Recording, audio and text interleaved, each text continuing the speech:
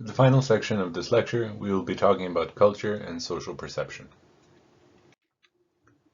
Just a note about the lecture so far, most of the concepts that we have talked about apply more strongly to those in Western cultures than for Eastern cultures. This is not to say that they're not present across the world, but rather they just exist more particular to how we've defined them in the Western nations than in Eastern ones. And this is largely because, historically speaking, most research has been conducted in Western countries with predominantly European American or white populations.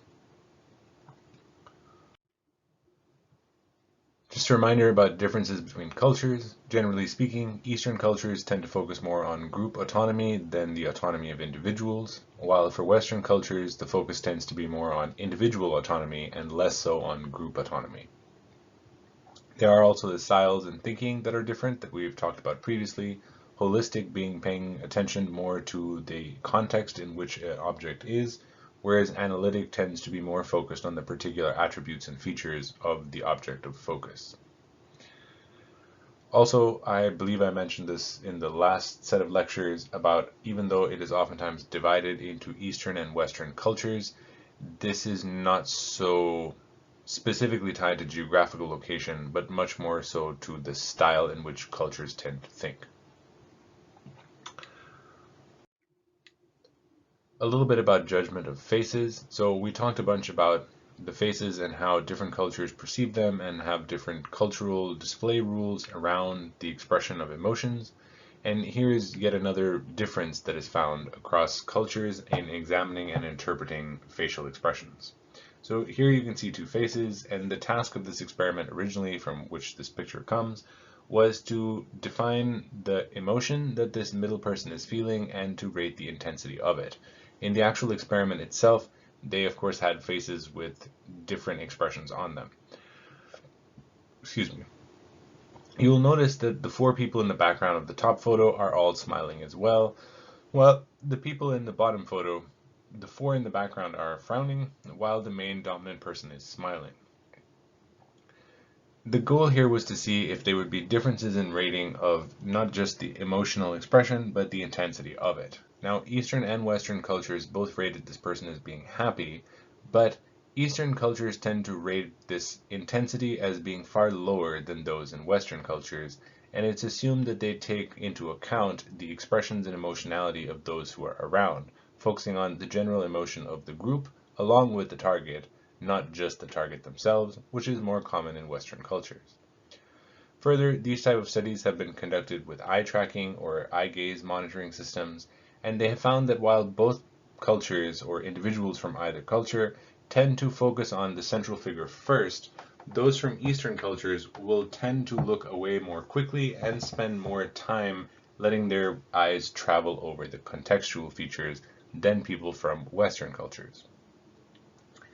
Some additional, I suppose, corroborating evidence, even though it has nothing to do with faces and expressions, looked at fMRI data while participants from Eastern and Western cultures were performing a task. And in this task, they were either meant to respond to a specific stimulus that was presented on their computer screens, or to pay attention to this boundary line that was presented around it. And so they were told either focus on the main object, ignore the context, this boundary, or pay attention to the boundary and don't focus so much on this central item. And what they found is when people were told to ignore the contextual boundary, those from Eastern cultures had a larger degree of activation in certain brain regions than those from Western cultures. And when people were told to pay attention to the boundary, they found that there was greater brain activation for those in Western cultures than in Eastern cultures. Now, oftentimes in this type of data, when we see an increase in brain activity to do a certain type of task, it means that more of your brain resources are being utilized for this task, and thus it is generally considered to be more difficult for that person.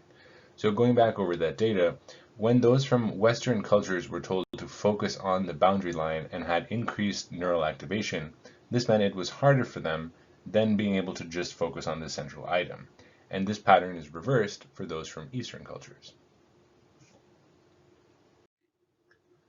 Going back to the fundamental attribution error, so just reminding, this is the tendency to overestimate dispositional factors and underestimate situational ones. Now, it appears that most human beings are prone to this error, and culture does modulate this to some degree. So it is not that people in some cultures make this error and other people don't. It seems like almost all human beings make this type of error, but those from holistic cultures tend to examine contextual features a little bit more often, and thus they're often likely to be able to mitigate some of this bias due to them paying a larger degree of attention to situational factors. If you think back to when we talked about this two-step theory of attribution, it is almost as if people from Eastern cultures are slightly more inclined to perform that two-step operation than people from Western cultures. Remember, this refers to the pattern, of making internal attributions for one's successes and external attributions for one's failures. In Eastern cultures, however, we see the reverse pattern. Here, successes are often attributed to the group or to upbringing or family and other contextual features, while failures are oftentimes attributed to personal failings of some kind or certain dispositional characteristics of the person who failed.